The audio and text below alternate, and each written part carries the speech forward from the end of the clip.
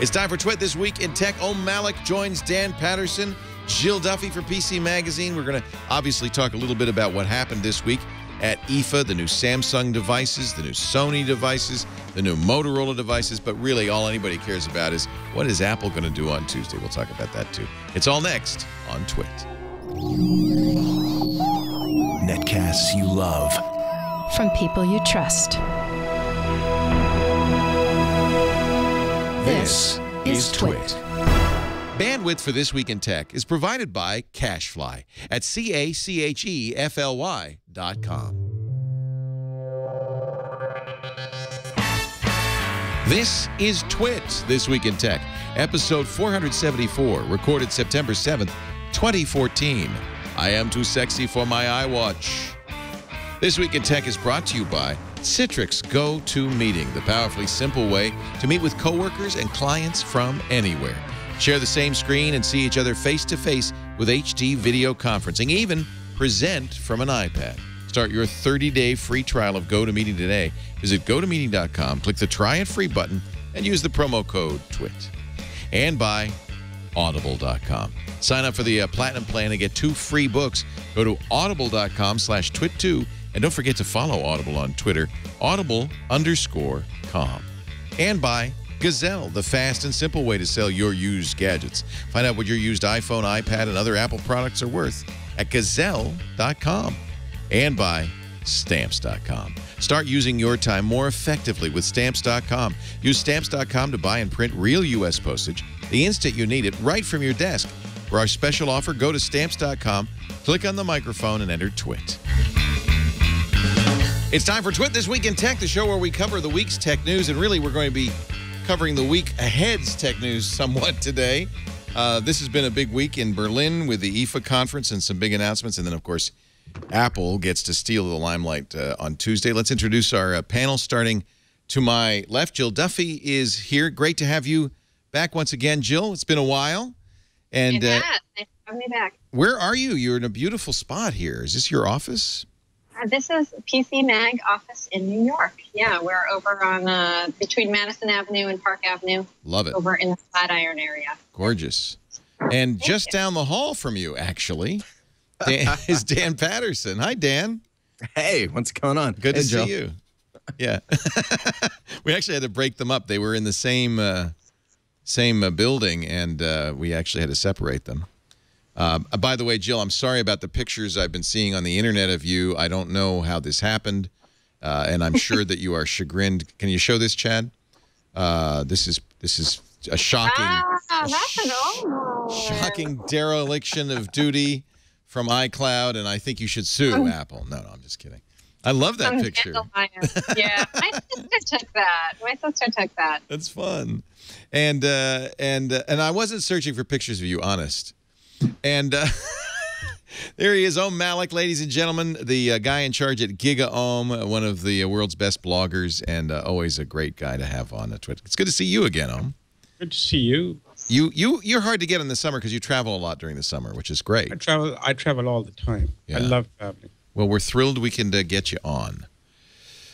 We did not intentionally, I did not last week talk about the fappening, the release of scandalous pictures of well-known celebrities. It was breaking news last Sunday, and frankly, I didn't want to publicize it in any way.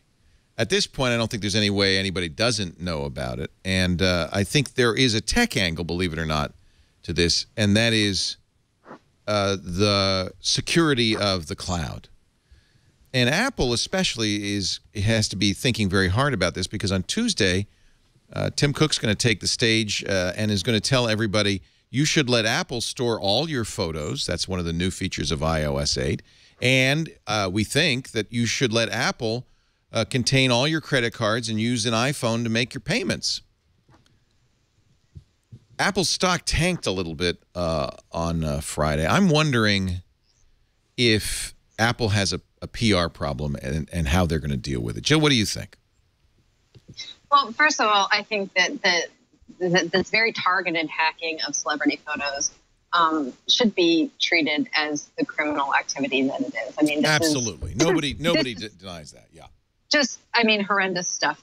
I think the average user needs to keep in mind that their own personal private photos are probably, they might have some embarrassing photos, but they're not going to lead to a hacker making money off of them or any kind of big headlines, right? Like, so somebody who is not a big celebrity is probably not going to be a target. Like, I feel like that's something that needs to be said, just as people freak out about this. The other thing is, digital content is easy to collect, it's easy to find, and it's easy to repurpose and reprint. So anytime you have a digital asset, you've always got to remember that it can be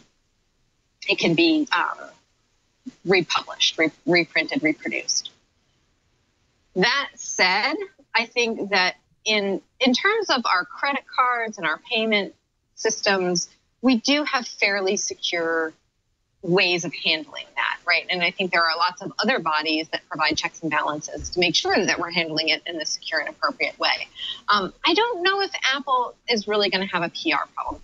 And the reason is because anytime there's a big leak or hack or data breach, people worry about it and then they don't change their behavior. Like, if people were genuinely worried, they would have changed their behavior by now. And they don't, and they haven't, right? So I think this is all going to kind of blow over. I don't know that it necessarily should, but I think it is going to blow over and that people are going to look the other way.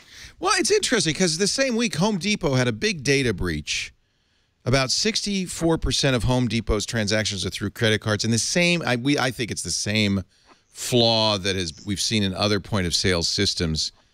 And people aren't really talking about that because there's no nude photos involved. So I do think that, yes, you're right. These data breaches happen. They happen all the time. But this, for some, for pretty obvious reasons, I guess, has captured people's attention. And I think it is a little bit of a PR danger for Apple. Do you agree?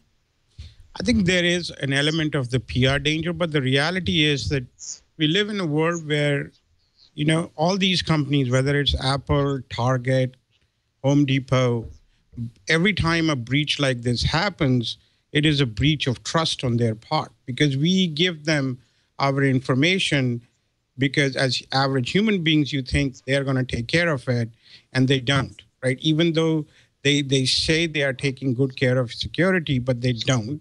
And in reality is that I'm more worried about what's happening with Target and Home Depot and all these organizations, which are leaking our personal information pretty much every day. Like, it's not just the credit cards. They have a lot more other personal information they have. So, like Target wants people to give them their driver's licenses so that they can make sure that their identity is the right. When somebody uses a credit card or somebody, they want a copy of your driver's license. I'm just like, you couldn't protect my credit card information. Why would I give you this? Exactly. Well, why would I even? So to that end, Apple can also use that as a selling point and say, look, you don't have to trust Target or Home Depot. These amateurs trust us. This iCloud hack, we should also say this alleged hack was not so much a hack as it was a phishing expedition. And so if anyone is vulnerable, every cloud vendor is vulnerable to an attack on their brand equity. But I think that Apple can really turn this around and use it as a selling point and say, look, we understand security, we understand NFC, and we understand payments and processing. Trust us, don't trust Target. Right. I would have liked to see Apple be more clear in its apology about the whole episode. I think what you're seeing right now is, in the past we used to have break-ins and robberies. People would break into your house and take your things, and now we see the same thing happening at a larger scale.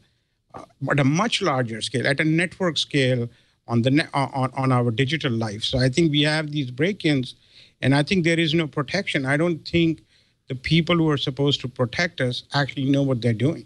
I definitely believe that we need, they should be talking about, two-factor security. They should be talking about, brute force security, but they don't. They wait till something crazy to happen to actually try and force people into that action. And I think that is where there is a room for improvement. And I'm not just saying Apple, it goes across every single company, whether it's a tech company or a non-tech company.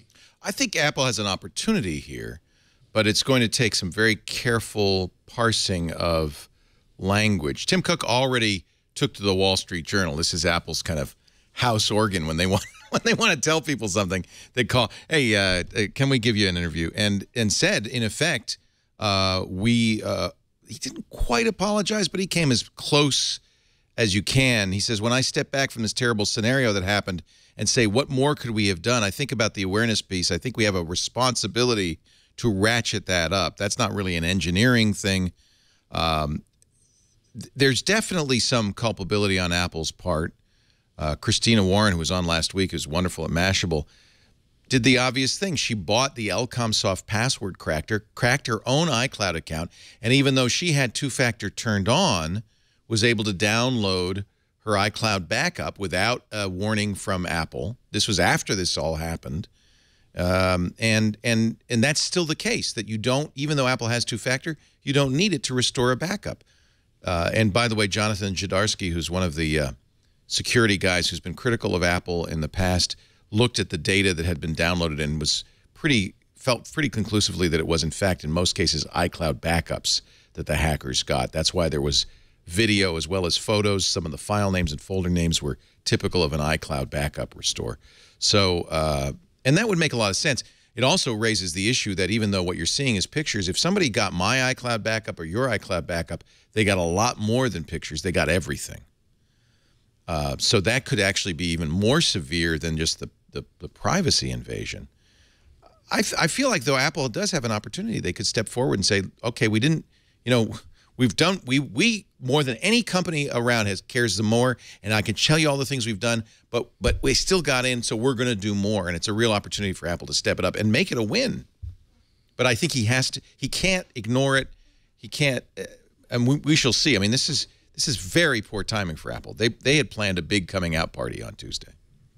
Well, I think that one of the points Jill was driving towards is very correct, that although this has happened, we are also moving into an era where this is simply part of consumer expectation and understanding that you or someone you know will be hacked. Things will happen to you. The degree to which you have protected your information and what type of information it is will determine how many people, if anyone, cares. But this is just going to happen. Yeah, but that doesn't reassure anybody. Don't worry. It's just business as usual on the internet. That's not my job. But it is Apple's job, and I feel like they've really got a challenge here. This is pretty poor timing for Apple, I think. So let's we're going to take a break. When we come back, I want to talk about what happened this week, because that's normally what we talk about. We will also talk about what's going on. There's some rumors leaking out that big white structure being built next to the Flint Center for Tuesday's Apple announcement is actually a fashion runway. You guys are, I know you're all week long, Jill and Dan, you're going to Mercedes-Benz Fashion Week in New York City. You're very excited about the runway. Well, we're going to have a runway in Cupertino. Mm-hmm. Yes, for the new fashion statements from Apple. We'll talk about that in a second. Our show today brought to you by our friends at Citrix. Citrix GoToMeeting is the way we meet. We had a GoToMeeting the other day. In fact, anytime I have a conference call, I just set up a GoToMeeting because it's really easy to create a meeting with GoToMeeting. I could do it right from my email. You automatically get an email inviting you to the meeting. But the best thing about GoToMeeting is, yes, it's a conference call. In fact, you don't even have to use a phone bridge, although they offer it. You could just use your iPad's microphone and speakers, or your phone's microphone and speakers, your computer's microphone and speakers. But you can also turn that phone conference into an HD video conference using the camera on your devices, and they look great, crystal clear HD video, at the same time as you're sharing your screen, so everybody's on the same page. It really is a multimedia extravaganza. It's the best way to meet. Use whatever part of it at any time you need it, and that's why we always start a GoToMeeting, a conference call with GoToMeeting, because it's just, now I've got everything, every tool I need. You can even say to the person you're presenting, okay, I'm going to let you take control. You show us your screen so you can collaborate. You can present together in real time. You can review documents, see each other face to face. No more travel. I know, you're always on a plane. You could save some time. You just have a GoToMeeting. It's like being in person, but you don't have to be. I want you to try it free right now for 30 days when you visit GoToMeeting.com. Click that big orange try it free button. I guess it's kind of a red-orange now. Start my 30-day free trial, but do use the offer code TWIT so they know you saw it on Twitter, and you'll get that 30 days Absolutely free. Go-to meeting. The next time you have a meeting, make it a go-to meeting. Citrix go-to meeting. The offer code is TWIT. So no trip to Berlin for you, Mr. Malik. You like to travel, but you didn't want to go to IFA, huh? No. You have somebody there, David Meyer. I know Gig Home does, but what IFA seems like it's more. I didn't hear much about IFA 10 years ago. It's been going on since 1924. Suddenly, it's a huge event. I think we are more aware of more things because of the network now, right? Right. So all these things were not news a few years ago, and now they are, and rightfully so. I think we have a society which is in transition, and all these things which we have previously ignored, such as legislation and jurisdictions, and all those things are suddenly becoming part of conversation, and rightfully so, because internet always mimics our real life. So why should we not be talking about all these issues? And I think that's why it's become a big issue. It also has it's better timing from the point of view of manufacturers than the January CES, because this fourth quarter is a big quarter. And this, if you're going to announce a new phone, if you're Samsung or H, you don't think so? Everybody buys all year round now? And they're all riding the coattails of Apple. I think that's what it really is. Yeah, it's the week before the Apple announcement. That's what really matters. Yeah. Well, I mean, that is what Apple does, right? They set an agenda. Yeah. I think it's hysterical that Apple's never said they're doing a watch or a wearable of any kind. But everybody is so sure that they are that every company now has a watch. And I don't think it came out of nowhere. I think it came out of the fact that they said, oh, Apple's doing one, we got to do one, right? Oh, I think it's the other way around. You think they were going to do it anyway, Jill? No, I think that a lot of other companies were already doing it, and that Apple said, let's be hesitant about this. Let's see if it's going to be a trend that's taking any kind of hold, and then let's do one once we've learned from other people's mistakes. So you think Apple's been wise in waiting? I do, yeah. I think they've been very wise in that sense. I was thinking about the announcements that came out of CES last year and this whole timing of product releases and launches, and it's funny because so many of the new products that I saw at CES still aren't on the market. Like a lot of them are trying to come out in that November, December window so that they can have a big holiday push. But I think a lot of them still aren't going to be ready for that. So it's funny because you have, especially with the onset of like Kickstarter and Indiegogo and all these crowdsourcing campaigns, you have a lot of companies that have an idea, they come up with a prototype, they release images of the product that they want to develop. And then you can have 2 or 3 years where no product is made. So if that's what the small guys are doing, right? Like they're getting people excited, they're trying to get a little money, a little attention, and Apple is just kind of quietly behind its closed curtains, working on its stuff. Then when it reveals, it says, we're going to have a product ready. It's going to be ready to buy in 2 weeks. Here are all the details of it. Go. And that's a very, very different and I think more powerful position to be in. Well, I think if you wanted to look and see what people could do wrong, we've got many examples now in the wearable space of things that just were bad ideas. So maybe Apple has saved a lot of money that way. We can eliminate glasses. You wore Google Glass for a while, didn't you? Yeah, for 20 minutes. Yeah, that's about how long I wore it for. And I got hit by a friend on my face. I said, that's it. That's not a good idea. So I stopped. As somebody said, Google Glass is injurious to your love life. Yeah. Well, if you're wearing them, you're not going to have a love life. And that's what I meant. Yeah. Yeah, it's... Even the watches are like somewhat... I think so, too. So Samsung announced a watch that is the most god-awful... It looks like you're under home arrest. It is huge.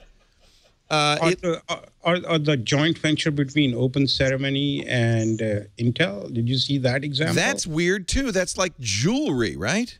Yep. I would love a watch from a company that makes microprocessors. That is what I'm really looking for. They call it a smart bracelet. Yeah. Does it? I don't even. It's like so silly that I can't even pay too much attention to it. But I don't know what kind of functionality it had. Was it like a smart watch? I mean, did it even tell the time? It looked like it had stones on it. things like Crystal. that. Crystals. I don't know. I look at all these watches. I actually love watches. I wear watches. Well, that's all why I'm the time. asking you. You do, yes. And I think most of these are like they're quite ungainly, and they're pretty thick. They're like they're not elegant, and they are trying to do too many things, and it's watches are basically there are three issues with all these smart watches. One is you got to have a great hardware, which has to be thin and meet the expectations of the watches we have in the analog watches we have. Number one. Number two, it's a UI expectation. Like we don't quite know what we need from a smart watch. Just like, at least in electronic devices, we have known what we wanted from them. For instance, when iPod came out, we knew exactly what we were looking for from the iPod. So when we saw the device, the hardware and the software, which was the Apple software and the UI, it made perfect sense, and we wanted to own one of those. I think right now it's not very clear what these things are trying to do, what problem they're trying to solve. And hopefully we will have a better answer on Tuesday. Maybe Apple has an answer for that. But so far, whatever I have seen, I have not wanted to own a single one of them. Well, this is what I mean by agenda setting. As consumers, we have an understanding of Apple as a company that has precisely targeted certain audiences with their products. Sometimes they flop, like the big red stereo or the big boombox they had. But for the most part, Apple's brand reputation is one of understanding what consumers want and how they want it. Everyone else can flood the market with a device that is kind of flailing and the cliche of a solution looking for a problem. But Apple, we trust, or at least we think we have a guess that Apple really understands the problems that consumers have. And once they establish a product in that marketplace, the rest of the companies will play me too, me too, me too with products that emulate that marketplace desire. I kind of like Jill's notion, though, that Apple, in this case, is sitting back and waiting and watching as everybody kind of throws themselves against the spears, trying ideas. And this Galaxy Gear S watch, which looks like an iPhone bent around your wrist, is one of those things. Although, I shouldn't poo-poo it, because this is one of the first watches that has its own phone built in. You don't need a phone with this watch except to update it. You can just use this to make phone calls. It's got 3G, so it has its own interface. It's a big watch, but on the other hand, it does a lot of things. What lessons is Apple taking from these other failures? The Pebble's not a failure. I would say Pebble's been very successful. The people, I don't know why, but people seem to like the Pebble. Yeah, I think Pebble is probably the best known watch at this point, and has done a good job creating like an app market for itself. And it's, about 2 years old at this point? Is it that old? Yeah, it was a Kickstarter project. They raised, at the time, the most anybody had ever raised, millions of dollars to make it. And it actually came out, which is kind of nice for a Kickstarter project. And at least two people I'm looking at are wearing them right in front of me right now. And they're proudly raising their fist. And everybody else, is anybody wearing a smartwatch in the, we have a pretty big audience here besides you, Chad. Nobody in the audience is wearing a wait a minute, you are in the back? Which one are you wearing? No, he says, no, I'm not. He's embarrassed. No, he's just waving at you. He's just waving. Hi, I'm back here. Nice to see you. I just feel like normal humans are not going to wear these silly things, whether it's a Pebble or... Pebble reminds me of that Rio MP3 player before iPad came out. Like people love them, but till the iPad came out. Until Apple said, here's what you do. And that's what Apple's done traditionally. You're right. And I guess that's what your point was, Jill, that they waited, they watched other crappy MP3 players, and then they said, no, this is how you do it. It's called an iPod. They watched other crappy smartphones. They said, no, this is how you do it. It's called an iPhone. Well, and let's not forget that Apple did dump a bunch of money into a company that makes other wearables, right? I mean, we will see the technology, which is really what will be interesting, right? Whether they do a watch or not, or when they do a watch, that's less interesting than the technology that could potentially be going into this, including a ton of wireless stuff, transfer stuff, and NFC. And I mean, what's the one wearable people do wear and give a damn about across demographics? It's headphones, it's cans, and I can absolutely see something positioned the same type of technology that would be in a watch in a number of different small wearable products, not just one. New York Times did a profile of Johnny Ive. I guess you could argue this is the first admission by anybody that Apple's looking at watches. Johnny Ive said Switzerland should be worried. I don't know if Johnny really thinks that Switzerland makes most watches, but apparently he says Switzerland is in trouble. Yeah, that's kind of a far-reaching and overreaching statement. I think so too. Yeah, I'm sorry.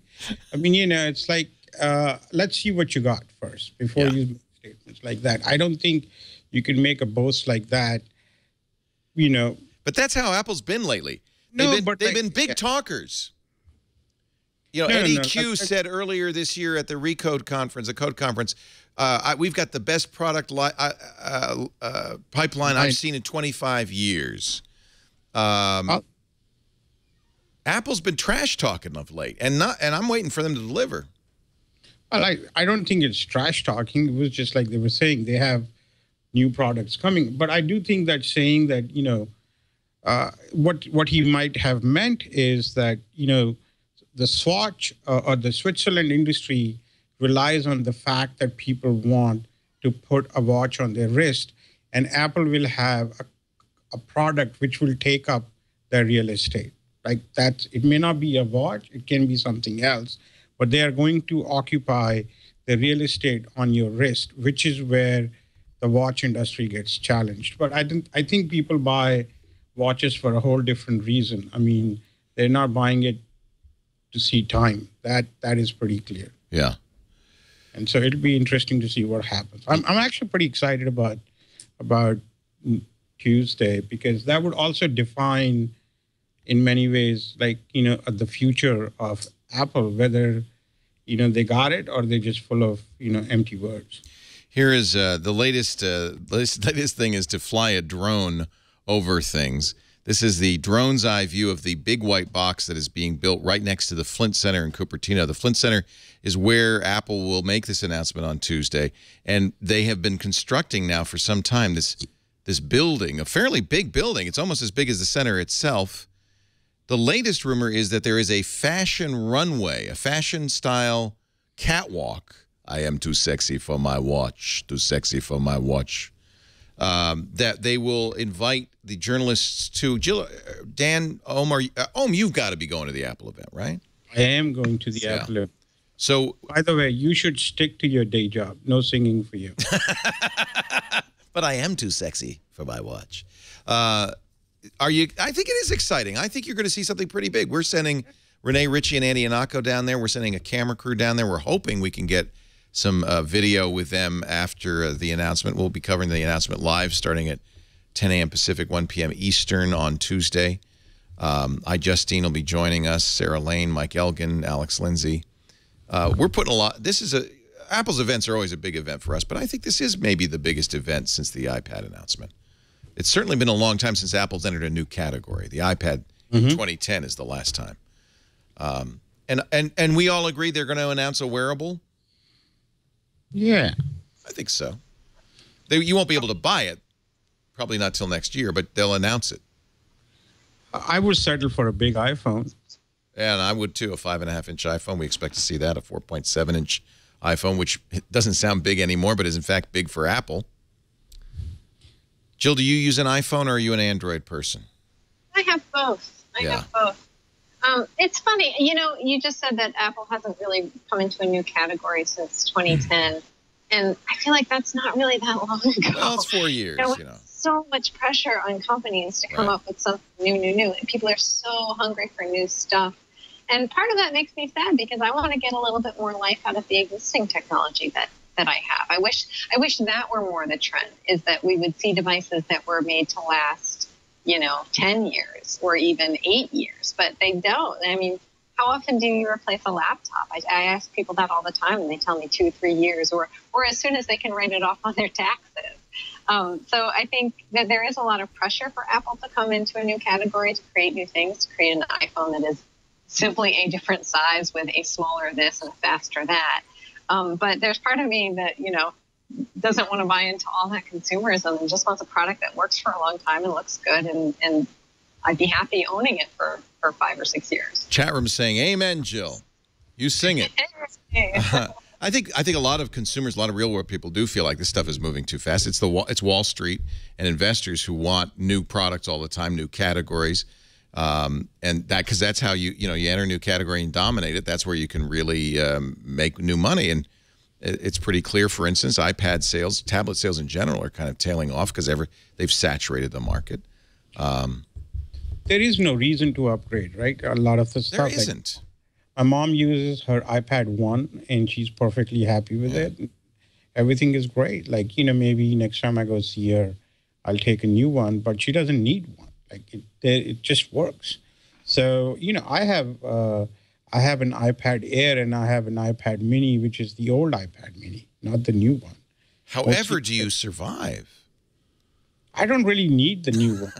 iPad Air was just a gift from a friend. I'm teasing, obviously. And by the way, that's killed the television industry. A lot of the Japanese television manufacturers are suffering, bleeding, hemorrhaging money because everybody has a TV.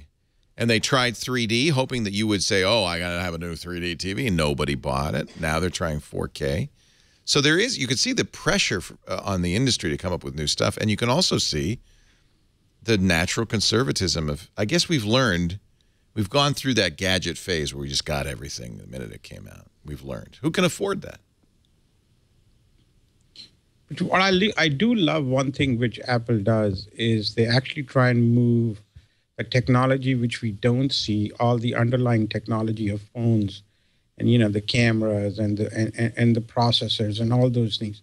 They push that forward. And I think that is one aspect of tech we don't quite appreciate as much because it is hidden from the naked eye. And I think that is the kind of progress we need more and more. So products become more useful and they last longer. Like, if you look at some of the newer iPads, they're just they're perfect as a replacement for your laptop. The software hasn't caught up to them, but the power is there. And I think that's the thing they have done really a good job of. And now the software and the app people should think about how do they take advantage of that. I'd like to see improved battery life. Yes. We're dying there. Motorola also announced new phones this week, the successor to their successful Motorola G, which is a very affordable and yet decent phone. And my favorite phone of the year, the Moto X, which didn't sell all that well, but I think the new one might fix some of those problems. But they also announced a Scarlett Johansson earbud like a hint that you could put in your ear and you can talk to it. And I say Scarlett Johansson because it's like the earbud, very much like the earbud that he wore in Her.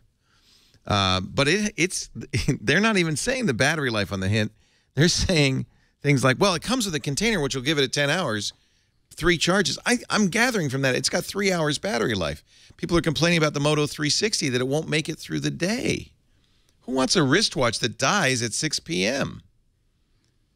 These are, and, Leo, that I'm all into a lot of the fitness wearables, and it's really fun. I've been doing a lot of research lately about what's coming out in that market, and the people who are developing those products are really forward thinking about how does it fit on your body, how can it last a long time? Because if you're running a marathon, right, or if you're training, you're on the field, you need something that's going to last. So I've been seeing a lot of new products that are coming out that have sensors built into things that we already wear. So if you think about a watch as an accessory, but your clothing is something you have to wear regardless. So shirts that have sensors embedded in them, and then there's usually some kind of like core or a pod that will attach to it.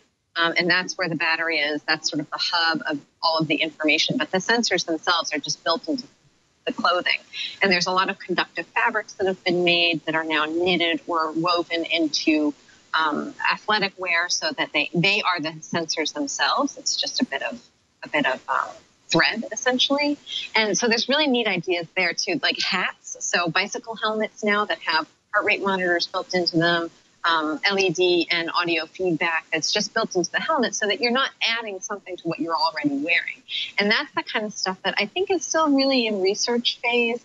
There will be a few products that are coming to market this year and next, but I think that's the more experimental stuff that I'm personally more excited about to see how is it going to work. Are people interested in blending these things into their life rather than having a piece that you pop into your ear or a thing that you put onto your wrist?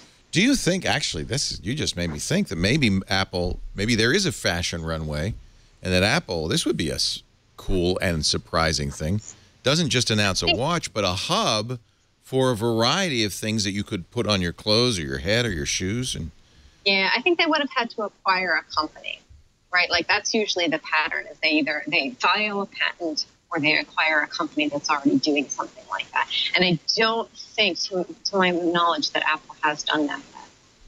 Boy, that would be cool, though. Yeah. If they had a fashion store like an app store, right? Like they relied on other people maybe to make these components. But think of the fashion people that Apple has hired. I mean, Apple has gone out to the industry and hired everybody, Jay Blahnik and Angela Arendt. I mean, they've gone out and they've found these people who are the leaders in these areas. Couldn't they have a skunk works that nobody knows about, that they've been working on this for 5 years, and here it is? That would be exciting. I'm fantasizing. I know. I'm just fantasizing.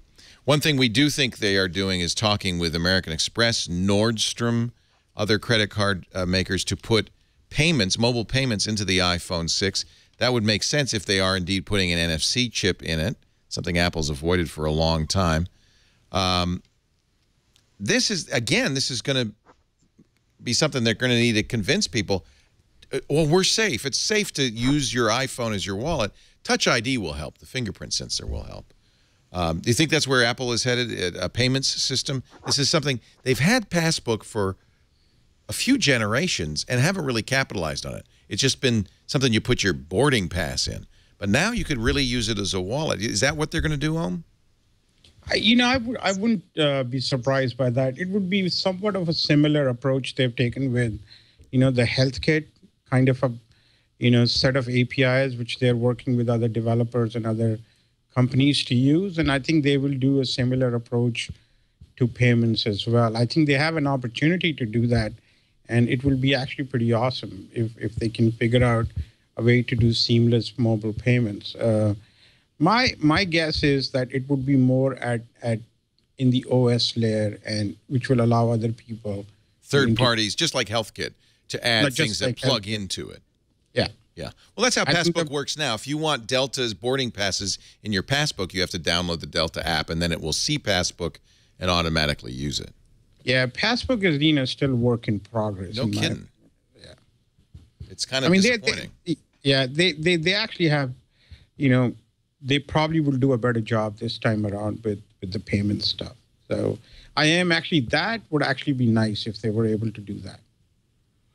One thing people always say when I bring this up is, oh, well, Apple has 1 billion credit cards or whatever it is. All the people who have Apple accounts, iTunes accounts, have stored their credit cards with Apple. But I don't think, that is not an insurmountable barrier to somebody else. Anybody can get people to enter credit card numbers in. The fact that you have them now does not necessarily give you a big advantage, or does it? I'm willing to bet. Go ahead. Sorry. No, Dan, you go ahead. I'm willing to bet that Apple has all kinds of metrics that can prove their audience is more valuable, or that their credit card holders are more valuable, more active, and do spend a lot of money. And I wouldn't underestimate the value of Apple's consumers in major cities like San Francisco and New York, particularly in conjunction with relationships with POS vendors. And that's what's going to have to happen. You can have CVS. Well, they just made a big deal with CVS and, allegedly with CVS and Walgreens, and that's where this will go from being something that people might be tentative of to an army of people who are buying crap when they have to check out. It's just a hell of a lot easier to wave the phone. Have any of you ever used this touch to pay? You can do it at McDonald's, right, and Starbucks. I've tested it with Google Wallet before. You tested it as part of your journalistic. But does anybody use it in real life? Like, here, I'm going to. You know what I do use? The same guys who have Pebble watches are raising their hands again. You guys are early adopters. There's a It's couple like- of apps that I do use regularly, and so it's usually an app that shows a QR code on your phone, and the vendor has another phone that reads that QR code. That's too and horrible. I like it because I usually get discounts. That's horrible. So if it's something I have to buy anyway, and they're going to give me a discount for using my phone, like that's great. And I do like the idea of not having to pull out my wallet, or not necessarily bringing my wallet. So if I'm out, I'm out walking my dog, and I want to pop into the pet store, and I didn't bring my purse with me, like I like. Yeah. I'm going to go out on a limb. If you have to use QR codes, it's not going to fly. Oh, no, Leo. I mean, what Jill is saying is absolutely correct. At least anecdotally in these hubs. I mean, you can stand in a Starbucks line here in Manhattan, and the amount of people you see waving their phone to pay. Oh, they do it. Okay. Even I remember when the big Starbucks mobile hack that happened earlier this year. And I remember thinking, oh, thank God I didn't put that app on my phone. Nope, getting coffee that morning. Customer after customer waving their phone. I know that this is not in maybe Carbondale or Spearfish yet, but it will be. It's here now, and it's actively being used. Right. If people are using QR codes, you betcha they're going to use NFC. But why did Square then get out of the business? Square had this. Well, I don't know. I mean, there's a lot of reasons because they had too much debt. I mean, there's a million it might reasons. not have to do with adoption. Okay. Yeah, right. I mean, there's a million reasons Square could determine it's not the business for them that have nothing to do with Apple. Right. And if any company can get a large block of consumers, there's no way you would see this happen. I mean, Android has NFC in it. You don't see Google making the types. I mean, I also see Google Wallet, even at the Hot Bagels around the corner from my place in Brooklyn. I see Google Wallet. I never see people using their Google Wallet thing. Apple will get people to do this, especially if it's on a little thing that's on your wrist and all you have to do is this, and then you look kind of silly, but you're paying. You're paying. Well, let's think about this from a different angle for a second. The way that we handle credit cards and money in this country is completely broken. That's it's true. an insecure system. It's relatively easy to fix, or at least to get rid of the parts that don't work. And there's this opening now it's ripe for innovation. And the company, I think what Dan is kind of saying is the company that has the most reach is Apple, because iOS devices are just still wildly popular in the US and Canada in particular. Maybe not worldwide, but iOS is definitely like the platform that everybody uses here. So they have a way in. And I think if we don't think about it from the point of view of like, do you want to use your smartphone to make payments, and think about it instead of credit cards are a broken system, the market is ready for disruption, then it might make a whole lot more sense why Apple has this opportunity right now. Well, and to do this, and Apple users are sheep and will do anything Apple tells them to do. Oh, come on, that's silly. I mean, whether they will or not, what you I'll tell you one thing. It's a lot easier to herd Apple users than Android users. Well, We sure. don't know to start using Passbook, though. I think we just established that. Yeah. Right. They didn't Or try. Maps. They didn't try. Apple didn't. They put out a product and they didn't wire it into anything. They didn't put credit cards in it. You need one more thing in this chain. You don't just need platforms. You need a company that can make deals. And that's what Apple has really done with those POS vendors, with places like American Express, Visa, MasterCard. You need one entity. And whether or not Apple customers are sheep or not, I mean, Android is a platform, but they're not going to activate their customer base, or Android is not going to make the deals. No. Google may, but Android is not. Right? Google Android has is a historically platform. not been able to do those kinds of deals. Right, exactly. So, and Apple did, but they did it because they had Steve Jobs, who went in there and made those deals and had the personal, kind of charisma to do that, to pull it off. Yeah. I don't know if Tim Cook does. I don't know who goes in and negotiates for Apple now. The most valuable company in the world. Who cares if it's Steve Doesn't Jobs matter. or not? It's Apple. I mean, so when Motorola comes knocking on your door, you go, yeah, maybe. Well, you talk to the biz dev guys. When it's Apple, you go, I prioritize that meeting. Okay. Right. Yeah, that's right. When Apple asks me to meet with them, I always say yes. I know you do. Someday they will ask me to meet with them. We're going to take a break. I want to talk about Samsung's curved screen when we come back, too. We didn't get into that at all. The new Galaxy Note Edge. But first, a word from Audible.com. I am a reader once again. I have to say, it makes me very happy. I used to love to read, but then life happens and you get busy. And who has time to read? You know, you've got so much reading you have to do for work and so forth. You don't get to read fiction anymore. Who has the time to sit under a tree and read a book? Well, thank goodness we do have a lot of time in the car, on our commutes, at the gym, on the treadmill, walking the dog, doing the dishes. Wouldn't it be awesome? Wouldn't it be awesome to be able to listen to books? That's what Audible does, the world's biggest bookstore of audio books, 150,000 strong. And there's certain advantages to an audiobook. For instance, Joan Rivers' autobiography, Diary of a Mad Diva, well, she reads it. So that listening to Joan Rivers do her autobiography, that's going to have a lot be more interesting than having just reading the words on the page. There's actually a lot of Joan Rivers. We miss her, and she passed away, of course, this week. There's a lot of Joan Rivers books on Audible.com, including Men Are Stupid and They Like Big Boobs, A Woman's Guide to Beauty Through Plastic Surgery. Very, very exciting. And Joan Rivers' performances, too, live at the London Palladium. I mean, there's some really neat audio content on here that's not just books. I'm going to get you 2 audio titles. I shouldn't even say books, audio titles from Audible right now. If you go to audible.com/twit2, you'll be signing up for the Platinum account. That's the account I have. I get 2 books a month. In fact, I love the 22nd of every month when my credits go from 0 to 2. I get so excited because I get 2 more books. I have been using Audible, listening to Audible books since the year 2000. I have over 500 books on my Audible library, and I can listen to any of them. They're great Audible apps for all the phone models, iOS, Android, Windows Phone, the beautiful Windows Phone app, of course, Windows and Mac too. And I listen to Audible on my Sonos, so you can listen to Audible everywhere. These are some of the books I'm going to listen to any minute now. I'm getting a little bit behind. Whiskey Tango Foxtrot from David Schaefer, which is supposed to be a great. Are you reading that, Chris? You like it? It's supposed to be. New York Times said it's the book of the summer. Russell Shorto's History of Dutch Manhattan. See, I like to mix fiction, nonfiction, fiction. Gone Girl, the thriller from Gillian Flynn. Thinking Fast and Slow.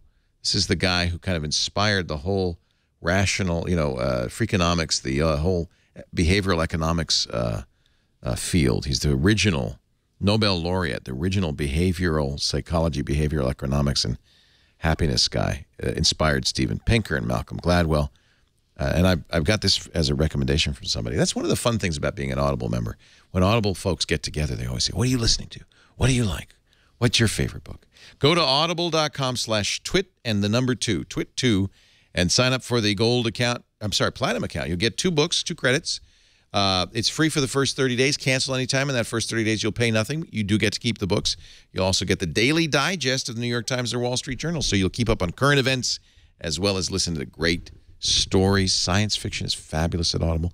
Audible.com/twit2. Try it free today. You're going to love it. So Samsung also, and see, now somebody wrote an article. I thought this was actually an interesting piece, that Samsung, there was a failure of nerve at Samsung. They announced the Galaxy Note 4, which is just kind of like a little bit bigger, a little bit better Galaxy Note 3, as Samsung is wont to do, this very slow evolutionary improvement. And then they also announced the Galaxy Note Edge, which is wacky. It has a screen that curves around the right edge of the phone. Actually, I think they're 2 separate screens. It looks like a single plate of glass, but I've been told that they're 2 separate screens. And so icons show up there. You could look at the weather. If you're at a meeting or you're at dinner and your spouse has said, if you take out that phone, you're dead, you could just put the phone on the table and surreptitiously look at the edge of the screen, and it's there. Is this just goofy, or is there a market for the Galaxy Note Edge? Who wants to buy this? Anybody? Ohm, are you running out to get this? See, you're all iPhone users. You're sheep. No, I use an Android phone once in a while. I use OnePlus. Do you like the idea? I mean, I have to look. I admire Samsung for trying something. I have an Android phone. You can take a look at it. Okay, I believe you. I believe you. Oh, you got the OnePlus. I do. Do you like that? Yeah, and I also like Nexus 5. I mean, I'm not. You like cheap phones? No, I like good phones. Yeah. No, I have. That's my my daily phone is the Nexus, rather the OnePlus right now as well. Although I'm really looking at that Moto X. I love a phone that will talk back to me. Yeah. Yeah. And the new Moto X, you don't have to say, okay, Google now. You can say, yo, Moto, or whatever you want. You can have it say anything. I could say, hey, Needles. I'm going to do that. Oh, don't tell Jeff. I'm going to activate my phone by saying, hey, Needles. Who's Needles? Needles is this guy who works here. We like to tease him. But see, you could do that. About innovation. I think this phone is innovation for innovation's sake. I think that you think nobody wants the Edge? I think a small number of tech-forward early adopters are going to want it. They're going to be bored with it in a year when something new comes out. All right. I think there's a lot of products that come out that, like we were saying before, you're trying to get something new and something different out there because there is this hunger and this demand and this pressure on companies to put out something different. And what I think about from time to time is video conferencing, right? Like 40 years ago, this was everybody's dream, would be able to have a phone call and see each other face to face and the whole experience in color. So it would be amazing. What we actually want in this day and age is the ability to send text messages. Right. And they are really... We just want a Snapchat, really. That's all we want. Yeah. SOS. It's so simple. And we just have to always remember, like, the thing that we can do is not necessarily the thing that people will want. Right. So I think this phone in particular, the Edge, is another instance of tech companies showing what they can do and not necessarily tapping into something that people want. But Causus Belli in our chat room says, hey, the Note 1 looked pretty goofy when it came out at 5.5 inches, or what? Actually, it wasn't even that big. It was 5.2 inches. And everybody said, oh, you look like you got a giant candy bar against your ear or whatever. And now a big phone like that, no big deal at all.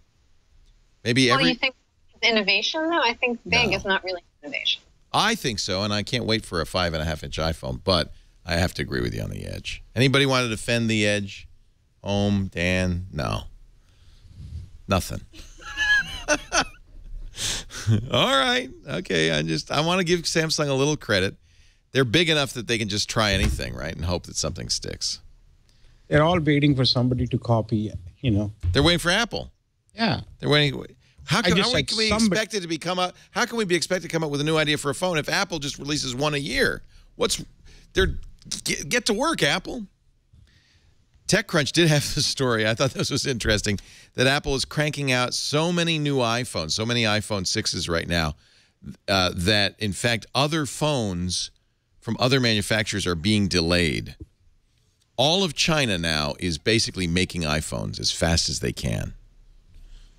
Apple's shipments via FedEx and UPS said to be incredibly high for the holiday quarter, pointing to this is Matthew Panzarino writing in TechCrunch, pointing to a massive number of iPhones.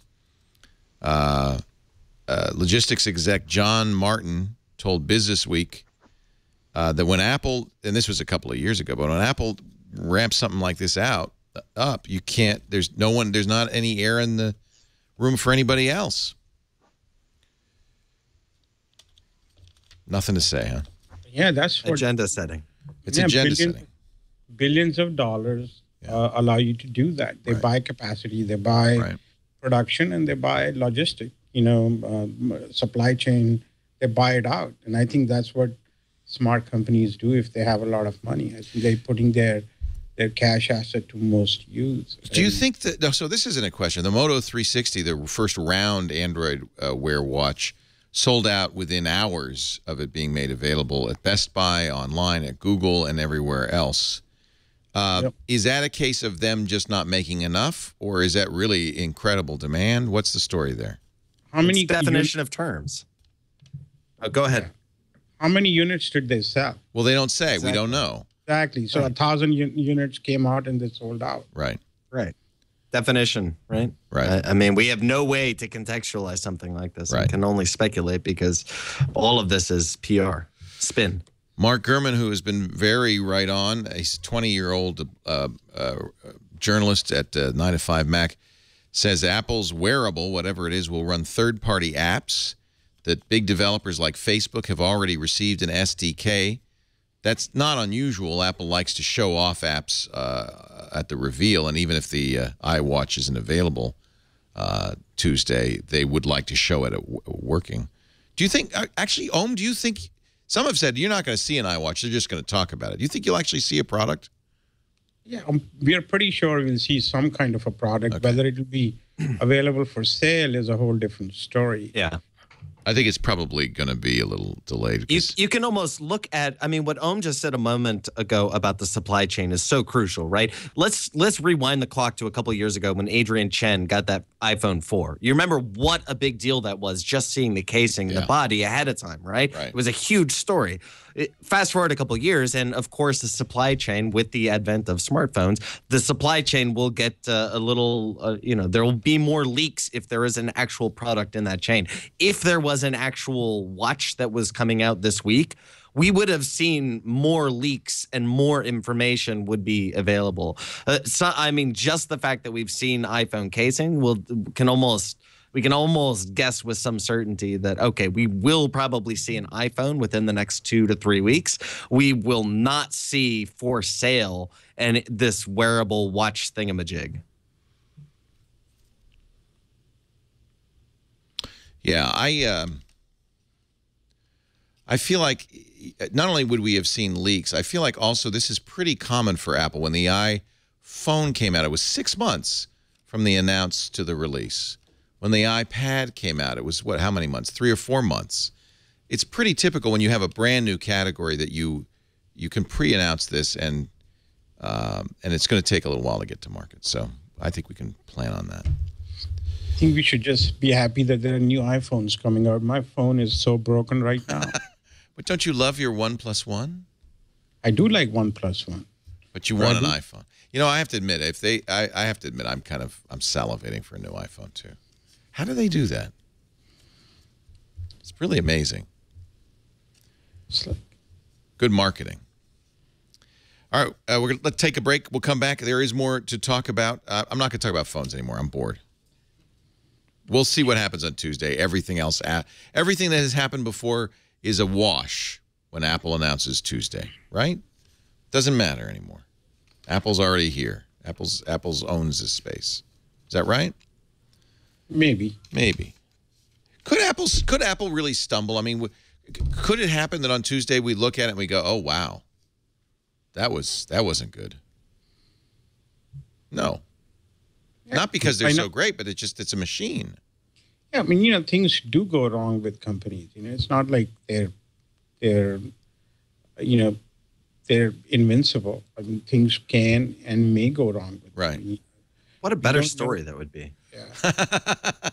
Sorry? I'm not rooting for anything to go wrong, but you're right. It would be a lot more interesting if Apple announced, something like that horrible watch that Samsung announced, and we all looked at it and said, "Wow, we've been waiting for years for that." What if it's a TV? Come on, that's funny. Wouldn't that be funny? An Apple TV. What's wrong with that? Oh, come on. Nothing's wrong. It would be amazing, but our speculative heads are in a different world, right? It would. Everybody would have to rewrite all the articles they've already written. Talking. That would be actually quite fun. Oh my God! I'm saying it'd be hilarious. You'd see people running out of ago. You'd see people running out of the Flint Center, running to refile.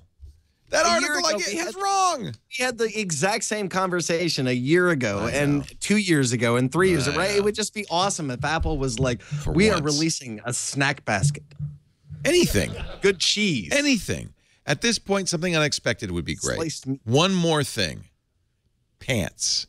Everybody's gonna be wearing Apple jumpsuits from now on. Chris likes that. Our show today brought to you by Gazelle. You know who's really capitalizing on a new iPhone? Gazelle, because they will buy your old iPhone, and the key on this is to lock in the price. I know everybody knows what Apple's going to announce on Tuesday. I don't care. The price for the old iPhone goes down the minute they announce. So what you do now, and this is no commitment on your part, you go to Gazelle.com and you get a quote for your old iPhone. And you're locked in now for not just for 30 days. They always lock you in for 30 days. You're locked in now to October 10th because they know it might be hard to get. It might take you a while to get it. It might take you a while to move your date over. You may not be convinced. Whatever. You've now got actually October 10th isn't much more than 30 days, but they've been doing this for a couple of weeks. That's going to give you some time, and you'll get top dollar for your old iPhone. Let's say you bought last year. You bought an iPhone 5S last year, and now you're thinking, oh man, what did I do? I want this new iPhone 6. Is it in good condition? Yes, it's in good condition. Look at that. $295 if you unlock it. They teach you how to unlock it. If you don't want to take the trouble, $270 on an AT&T locked iPhone. That's it, 5S. That's a great deal. That's a great deal. Now, here's the deal. You have till the 10th. You don't have to commit. Just you're getting the quote. I got the quote. If you decide to commit, you press the button, you check out. They'll send you a box, prepaid postage. They'll turn it around fast. If you forget to wipe the data, they will wipe it for you and then send you a check, a PayPal credit, or an Amazon gift card. If you like Amazon, that's a great deal because they bump that up 5%. And the beauty part of all of this is you can throw other things in this box. By the time you're done, you've got thousands of dollars sitting in that gadget drawer you have not capitalized on. Don't just start with the iPhone, but don't stop. They will buy old Surface computers, Apple Macs, MacBooks. They'll buy Google Nexus stuff. They'll buy Samsung phones, the Samsung tablets. Gazelle. Cash is awaiting for your gadgets from Gazelle. To date, they have sent out $170 million to over 1 million customers. Lots of happy people with cash in their pockets. Thanks to Gazelle. Andrew K. Did any of you know Andrew K? I didn't know Andrew K. He created the K Pro computer, passed away this week at the age of 95. I do remember the K Pro very well.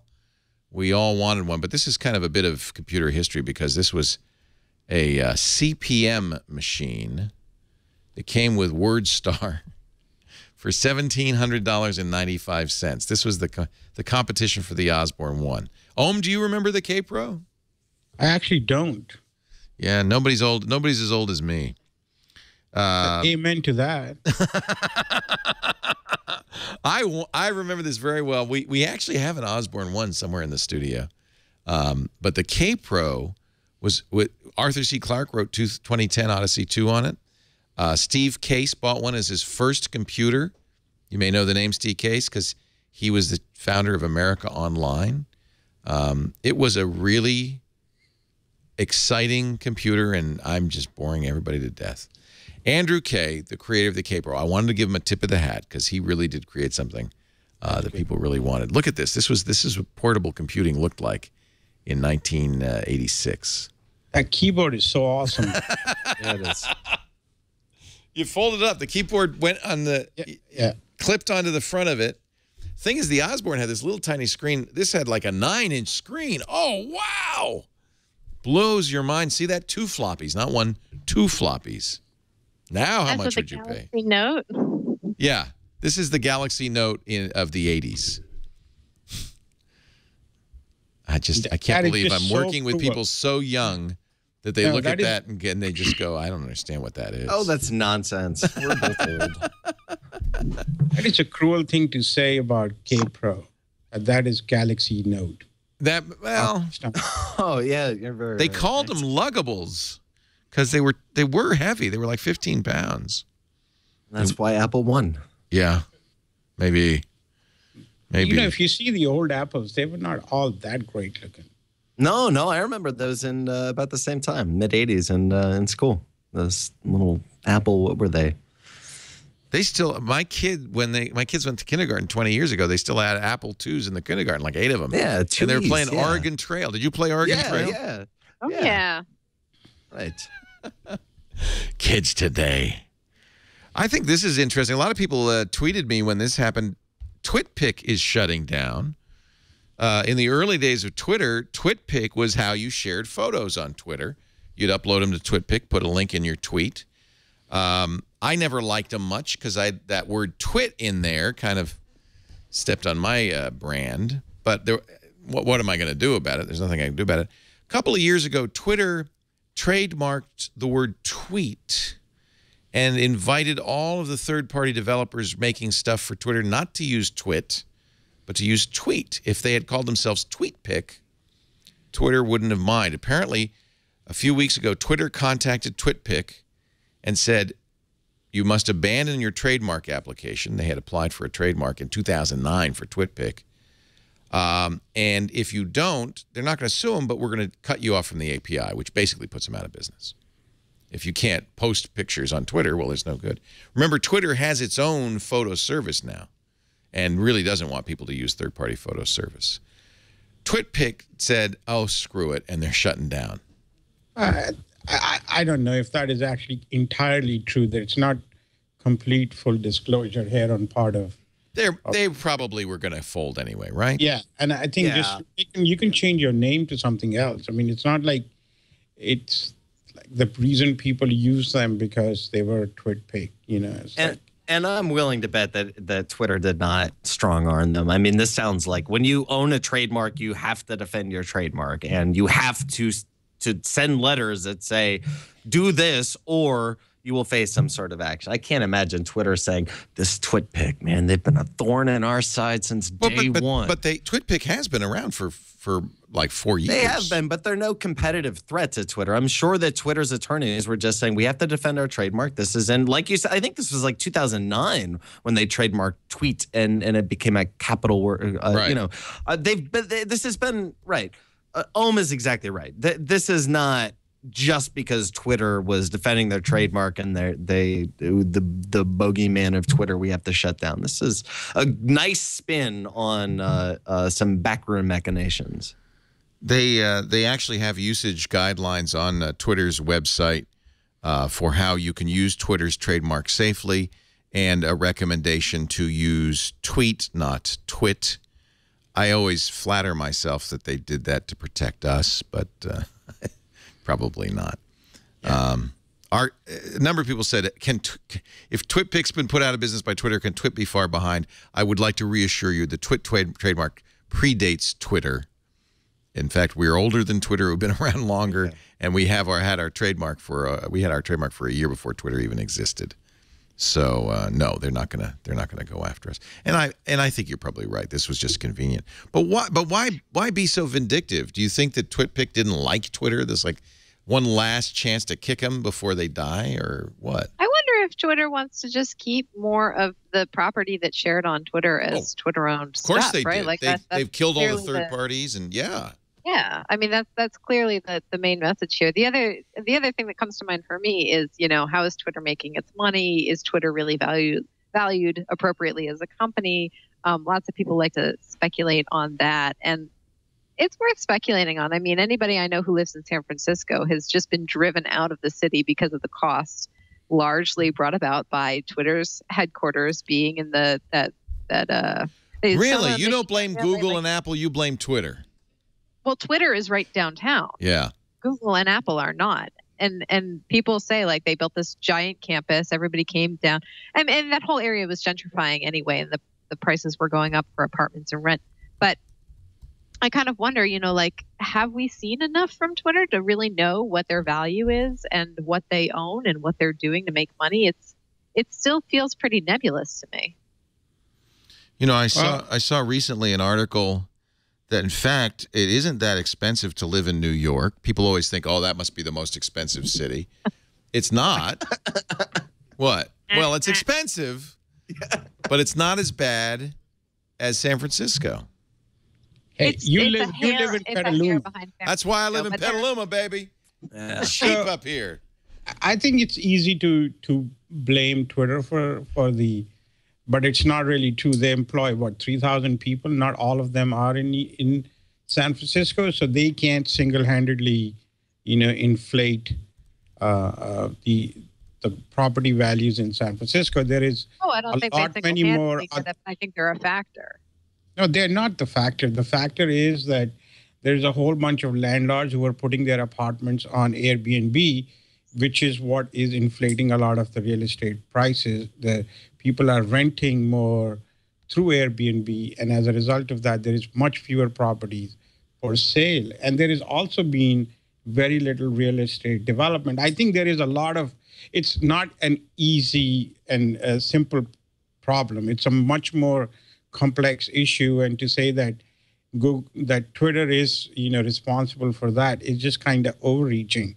I think, you know, Twitter as a company, you know, their valuation is actually much more more reasonable than most people realize compared to let's say something like, Facebook. Facebook's recent growth has come from all the mobile advertising or the mobile installs, the app installs they've been selling to other applications, which is essentially, all these VC-backed startups which are out there pushing their apps. They're giving money to Facebook. I think if somebody needs to look into the revenues, you should look into the revenues of Facebook because they are, they're not as great as they seem to be.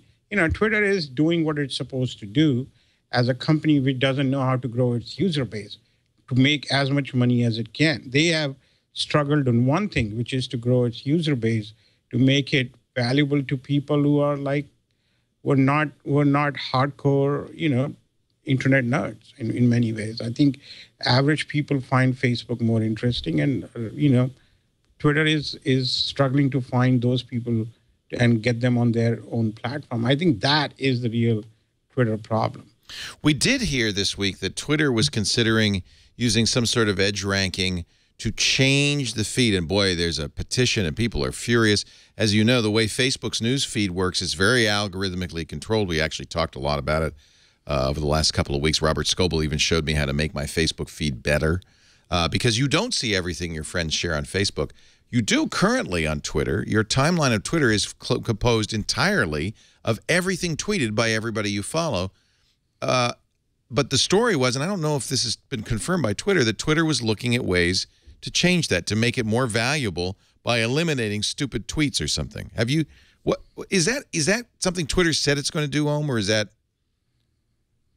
Well, they did indicate that they will be using more machine learning to make adjustments to their feed. And I don't know to what extent they're going to do that. I have no idea personally.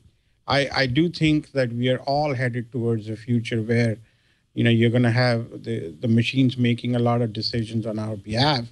And I think Twitter is probably part of that bigger trend. I think Facebook is part of that bigger trend. I mean, why do we assume that things won't change at all these companies? I mean, they are essentially companies. And just because they were cute and cuddly in their early days doesn't mean I want them to all stay babies cute and don't. cuddly. Well, yeah, and it would be irresponsible. You're still for cute them and not to cuddly, explore Om. Why these. should Twitter not stay cute and cuddly? Because I refuse to grow up. That's my problem. This story actually came out of GigaOM. Twitter's CFO implied that a Facebook-style, Matthew Ingham's writing, Facebook-style filtered feed is coming, whether you like it or not. And, of course, a lot of Twitter users don't like the idea. I mean, it feels like we should have a place for an unfiltered stream like Twitter. And if you like the filtered stream, go use Facebook. I'm sorry, I stepped on you, Dan. What were you saying? Oh, no, not one bit. I think that it would be irresponsible if Facebook or if Twitter and every other company were not to. These are public companies. They have to explore things like this, right? Whether it's going to be implemented, how it would be implemented is just internet going, blah, blah, blah, blah, blah, blah, blah. I mean, the rest is just time will tell. A little bit of machine intelligence is important because, look at just the sheer level of noise is so much right now. I think it's like, applying the Dolby system more than anything else. Right. Sometimes people ask me about how I use Twitter, like parents or people who don't understand it. And I like to say I kind of like roulette wheel it. It's all about what time of day I'm looking at my feed and how fast did I scroll my finger on my mobile device. I really don't have. Sometimes I have my lists that I follow and I'll look for specific things. But most of the time, it really is like a roulette wheel. And I like that. It's a surprise. It's like flipping through a magazine. So I have people that I follow. I follow a good number of people. It's a whole bunch of different interests.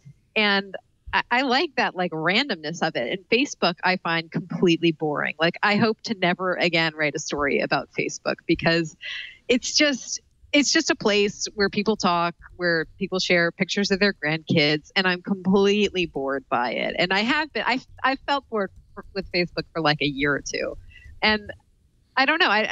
There comes a point where I understand that they are technology companies at heart in one way or another, but I almost feel like we don't need to cover everything that's going on with Facebook. Yeah. And we don't need to have articles talking about, is Facebook a trend anymore? Is Facebook dying? Like, who cares? I think the next big trend, if it's not coming, it's already here, is exhaustion. I mean, I think that you can. The feed metaphor is fine. It's established if it's not already over, and people are kind of, Pinterest interest 2 years ago and their quick rise 2 years ago showed that people are kind of into looking at things that look different. But I think that if there is a big trend coming, it is just exhaustion. There's too much noise in the system. That may be an opportunity for Twitter. They may be able to say, look, we'll capture your interest graph and not the graph of your social, the all of the backdoor bragging that you have to do on Facebook. But I think that people are just exhausted of social media. And I think that that there is just, I think like the next big app is no app. Right? I like it. Wait, Dan, I want to call Dan out on something for a second. So a couple of days ago, Dan posted on Google Plus that he had given up Gmail and that he had quit Facebook. And then today, Dan, it's so funny. I got a Facebook friend request from you. Dan? The reason for that was I had a friend who, he posted a suicide note on Facebook. Dear. I came back to Facebook. I mean, there was a reason I came back. Oh, that's terrible. Yeah. I mean, Leo, like you, I constantly want to kill my Facebook with Strangly, but I had a friend who I thought was strangling himself, so I came back to Facebook. Is he okay? He is okay, but that is one thing that I have found Facebook useful for. I think like you, Leo, and like a lot of people, I'm just exhausted with Facebook in that I don't want to brag. I don't want to see other people bragging. I just want to connect with people I love. But it is one of those things where, my God, when I had a moment of terror, I sure as hell didn't go to Twitter. I mean, I went back to Facebook to make you're sure not going this to guy tweet was him. okay. No, that's a good point. No, of course. And in fact, I did go to Twitter and I found that he had long ago deleted his accounts. Why? Because he didn't feel like he was making a personal connection with people. And Facebook is where he did think he was making a personal connection with people. Well, and yet that's kind of why I don't like the algorithmic stuff on Facebook, because it gets in the way. I just want to see my friend's stuff, and it just gets in the way of that. Sorry to be a dick about that. There is Sorry. I didn't mean I to feel like shut the story down. You guys kiss and make up, will ya? Okay. I'm just saying there was a reason for coming back. No, I did leave Gmail, though. I mean, I mapped 188,000. Wait, but why leave Gmail? Yeah, I want to hear about this. I want to hear about this too. Okay, so it's not explicitly anti-Google or anti-Facebook, but part of my thought process when I approach the social web and social apps is learning the mechanics of how these things work. Just like a video game or any kind of game, you have to learn the fundamental principles of the things that make these things sticky. And part of me, I mean, we can look at Snowden's revelations last year and say, all of the conversations that we've had in the last year and a half or so about privacy. I am somebody who loves PGP, and I do make sure that I take encryption seriously. But I also, when I approach the social web, I really want to make sure that I'm not just that I'm dogfooding the advice I give to people and saying, look, let's look at the mechanics here that make a Gmail almost more sticky than Facebook. I mean, it's easier to leave Facebook than it is to leave Gmail. And so I just wanted to see if there is something that is robust. I always use Google Apps, right? I don't use pure Gmail. But I wanted to see if there is a product that is as robust in terms of my mail exchange, my mail servers, and that could handle, I mean, I literally have 200,000 email in here. And I'm on every press release ever since. So I wanted to see if there's something that can handle the high volume of email that I get, but filter out the noise and let me see just the signal, and could handle, Google Apps is pretty robust. I wanted to see if there's something that can handle that. And I wanted to test my own stickiness to a Google product. I mean, am I beholden to this thing that is Google as much as I am to the thing that is Facebook? So it took literally a week of IMAP ports, but I ported everything over to Fastmail and did the name server stuff there, and it seems to be holding up pretty well. Actually, I've been using Fastmail for years. I just renewed my Fastmail account for 5 years. But I still use, why I use Gmail? The only reason is spam filtering. It's got the best spam filtering ever. So I just pump my mail through Gmail. I don't actually use Gmail. I borrow the spam filtering. I pump it through Gmail. Hostini, and then it's great. Right. To me, that's the only reason I use Gmail. All right. So that was my little tech test of the last week. Like, can I leave these social services? And is there an app that is as robust as This is Gmail? the new thing. I think I I think this is you're going to see a lot of this. People just throwing up their hands in dismay and saying, "I'm off. I give up. I quit." I think there is a more moderate way of doing these things. I have taken a more, not as drastic an approach as Dan, but what I have done is I've removed both Twitter and Facebook from my iPhone and from my mobile devices. And that's what I did too. Good call. Yeah, And I use them twice or thrice a day for Twitter and twice a day for Facebook on my desktop. That's a good idea. If I'm not at home and I'm moving about, I am not looking into the phone every 5 minutes to see what the hell is going on, who's sharing their cat videos or whatever. I mean, and the other thing which I did on my Facebook is I started unfriending people who kept putting up their cat pictures and their baby pictures. It's like, I'm not interested. So that was a very drastic move on my part, but I just think those were the two things which irritated me most about Facebook was cat pictures and pictures of their babies. It's like, okay, I mean, seriously. We did a whole thing before Twit last week with Robert Scoble. It's going to be aired on September 29th, by the way, people were wondering. It is a triangulation episode where he attempted to show me how to cultivate my Facebook feed to make it better. A lot of it was exactly that, just getting rid of people that don't give you content you want. And it's gotten better, but it's still not anything I'd want it. Could you imagine if we did that in real life? If I was like, Leo, don't show me pictures of your kids anymore. I don't care. It's so That's funny the beauty how, of Facebook. You can do it and then nobody knows. Like our psychology and the way that we interact socially is so different online than it is face to face. I got a number of people who tried to refriend me after. I unfriended about 100 people. And quite a large number of them asked to be my friend again. And now I feel guilty.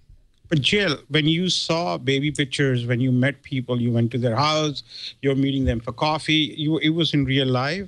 So it was essentially one set of pictures maybe a day. This is constant. Like 500 pictures in a day is just a bit too much. I think. Yeah, but I mean that's what you get if you meet somebody face to face now and they show you on their phone, the pictures of their dog or their kids or whatever. And I don't unfriend these people. Like I don't use Facebook very often, but my sister and her kids, that's the main place where my sister posts photos of her kids. And I have to check in on that every now and again because I'm a good aunt and that's what we do. Right. So this is my selfless act of using Facebook as I go in and I check in on the baby pictures from You're time doing to your time. duty. No, I think that's more like it is a socially responsible way to stay in touch with people, right? Like to show that I'm using clear these their crops in applications even if I'm not Farmville really and deeply engaged in them. I'm still using them. I'm still participating. It may be very lightweight, but I'm at least presenting that appearance that I'm there and I participate. I think that's trying to be less, prove to yourself and feel less guilty about everything. You're a good person. We all like to use Facebook for that reason. Oh, wow, birthday, happy birthday, so-and-so. Do we really mean it? Probably not. Yeah, Facebook is social grease now. It's not real social engagement. It's getting... Now, let's just check to see. I did everything Scoble wanted me to do, and I went through it, and let's see if I've really cleaned. There's a baby picture. Let's see if there's a baby picture. Oh, there's a Brussels going to New York. Here's an ad. Here's a baseball picture. It's still crap. It's still crap. And here's a ballerina. Maybe you need better friends. That's what he said. He said you should get better friends. Unfriend Scoble first. Yeah, that's the first thing. See, he said follow more. You want follow me more. All right, let's take a break. When we come back, we'll wrap things up. We've got a great panel. It's nice to have Dan Patterson here. What is your affiliation these days? What are you up to, Dan? I just did some writing for the Washington Post, and this summer I did a long-form study on the trafficking of guns on the so-called Iron Pipeline and the data behind gun trafficking here in New York City. Yeah, you were talking about that last time you were on. Have you published that? Has that been published now? Yeah, you can find that at contently.org. So I'm just a writer. I mean, I'm just a writer, he says. Just a writer. It's all, maybe a reporter. Maybe Angels of Death. So what is this? This is an interesting site, contently.org. What is this? Well, you must know Contently. Do you guys use them? No, we don't, unfortunately, but I do know them, and they're pretty awesome. Yeah, I mean, Contently makes a number of products, but this one, contently.org, is specifically intent to fund long-form investigative journalism. Yeah. So this was a 2-month report. Awesome. I know Jill's working on a long thing right now, too, right? Are you, Jill? What are you working on? Yeah, I'm working on something. Well, PC Mag is still my bread and butter, and I'm working on something right now, freelance for Prevention Magazine, about the future of health and technology. So that's been really interesting because I'm digging into it from a different side and interviewing a lot of doctors and people in the healthcare industry and trying to see, what do we see happening in this first generation of fitness and health trackers, but where is that going to lead in 10, 15, 20 years? Transhumanism. Yeah, we're no longer going to be in our bodies. We will be in space, in the galaxy. One of our viewers just sent me an FDA document about rules for health trackers, and those have been changed a little bit, probably to accommodate this new wave of health trackers. Is that right? From what I understand, there's a very clear line about something being FDA approved and something that does not need to be FDA approved. And that's does it make a diagnosis? So if it makes a diagnosis, you have to have FDA approval and you have to have some kind of usually some kind of oversight with your doctor. So you can't just use these devices on your own generally when they are FDA approved. If something is not making a diagnosis, then it doesn't have to be.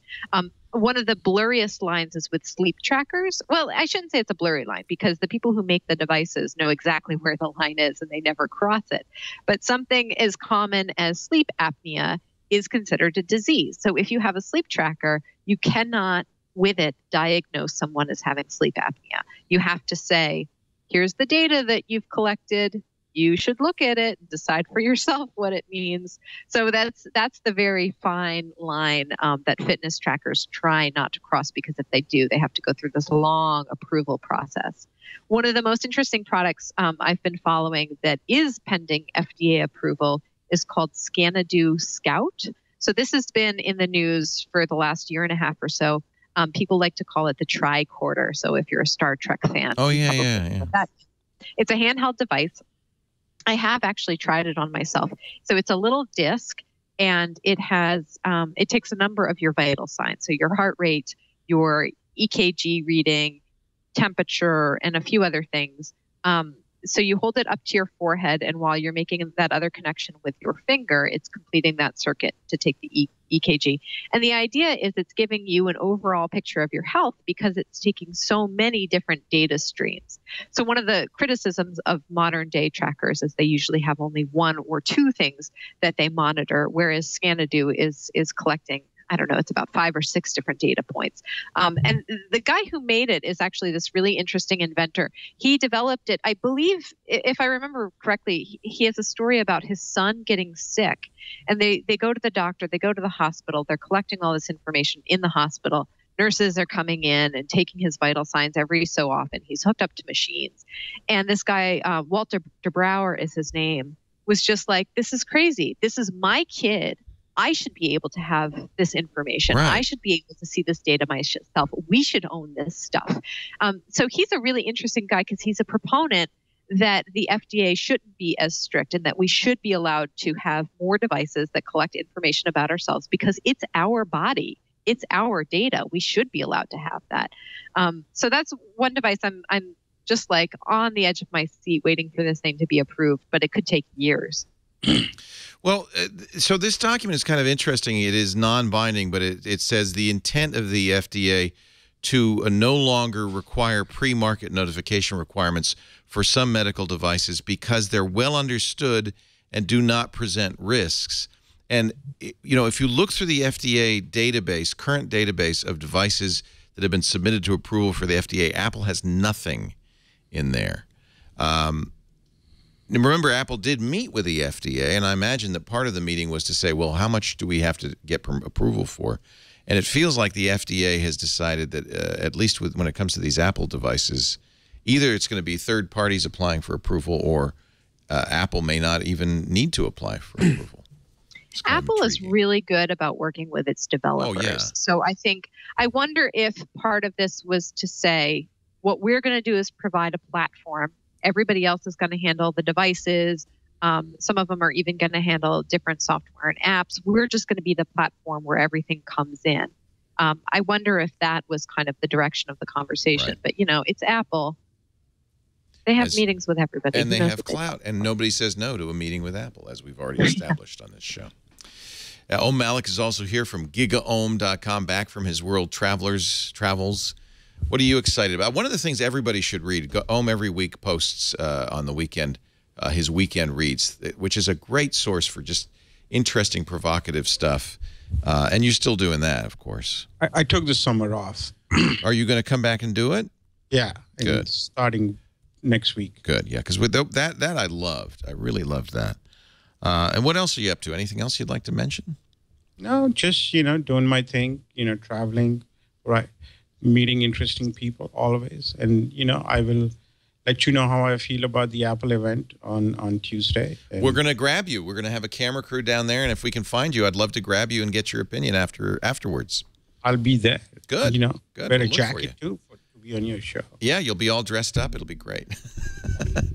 Our show today, we're going to have a few final words in a second. Our show today brought to you by our good friends at Stamps.com. Anybody who does a lot of mailing ought to know about Stamps.com. It happens to me. It just happened again the other day. People send me stuff for review to look at, postage due.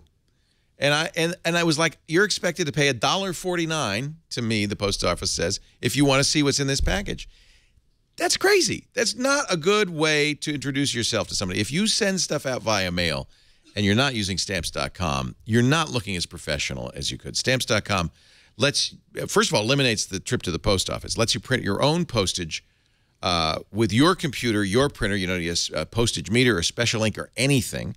They have a great USB scale that would eliminate the postage due problem because it automatically prints exactly the right amount of postage. So you'd put neither too little nor, I think a lot of people do this, too much. Before I got Stamps.com, I was always putting a couple extra stamps on there just in case.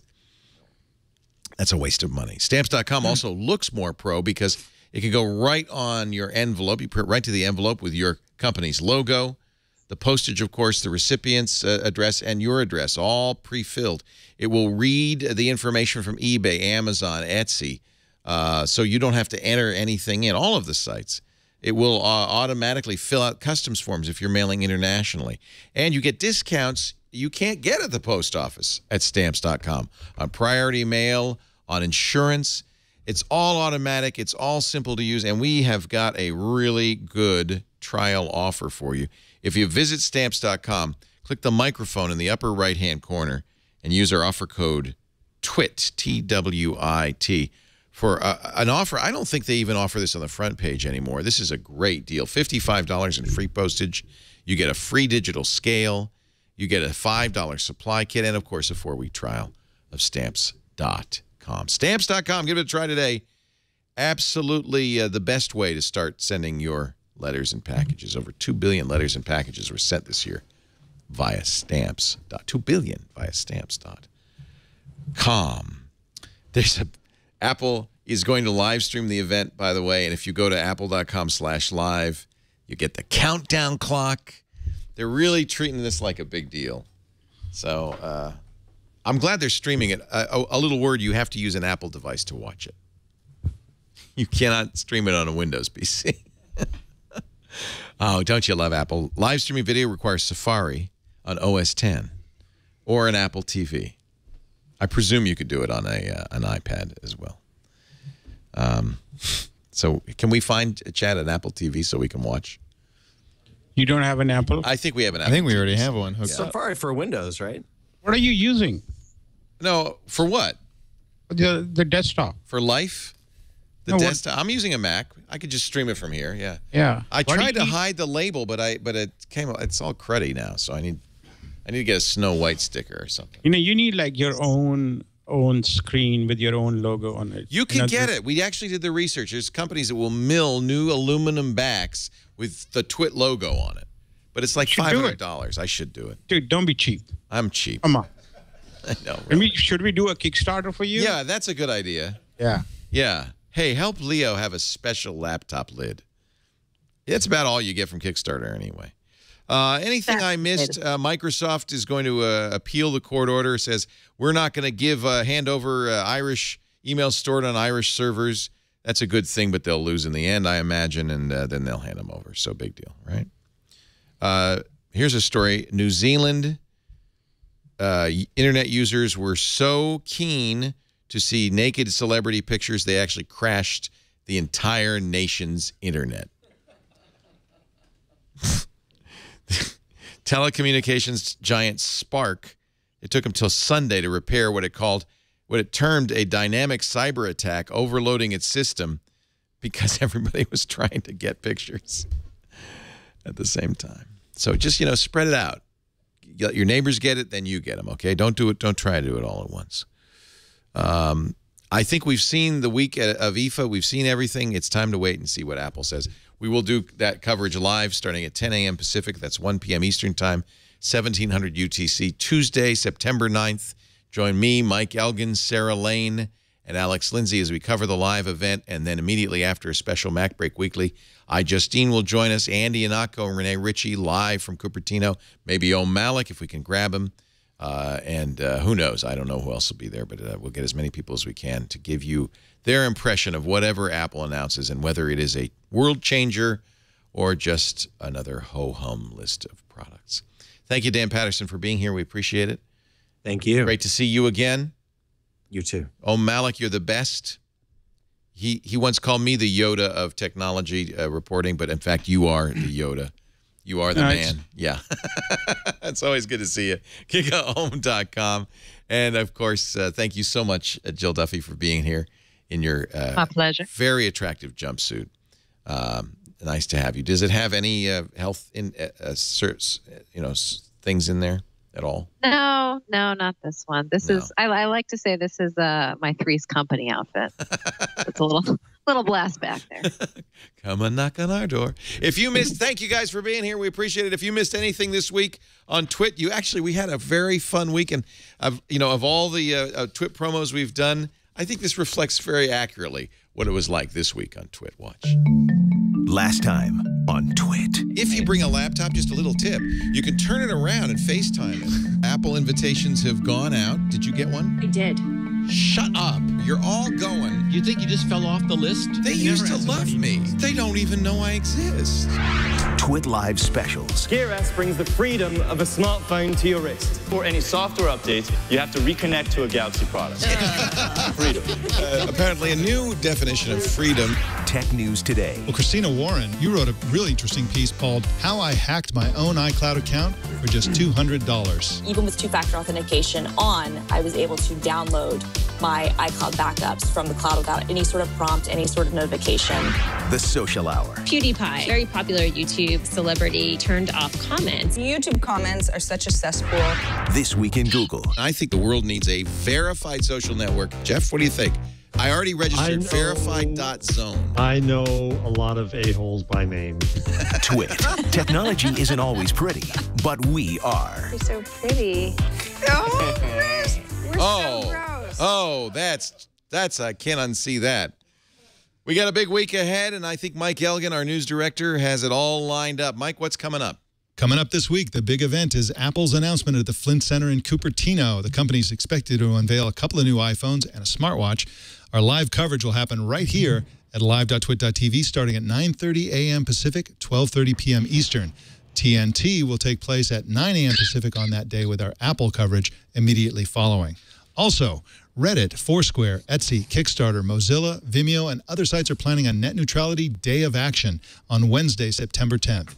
They'll showcase net neutrality issues on their sites and invite visitors to post comments on the FCC, Congress, and White House websites in support of strong net neutrality. The protest is scheduled for just a few days before the end of the FCC's public comments period on Monday, the 15th. Back to you, Leo. Thank you. Mike Elgin, News Director, TNT, Monday through Friday, normally 10 a.m. Pacific, 1700 UTC. We'll be doing a little bit early on Tuesday to make room for the Apple event. Thank you, Dan Patterson, Malik. Thank you, Jill Duffy. Thank you all for joining us. We'll see you next time. Another Twit. This is amazing.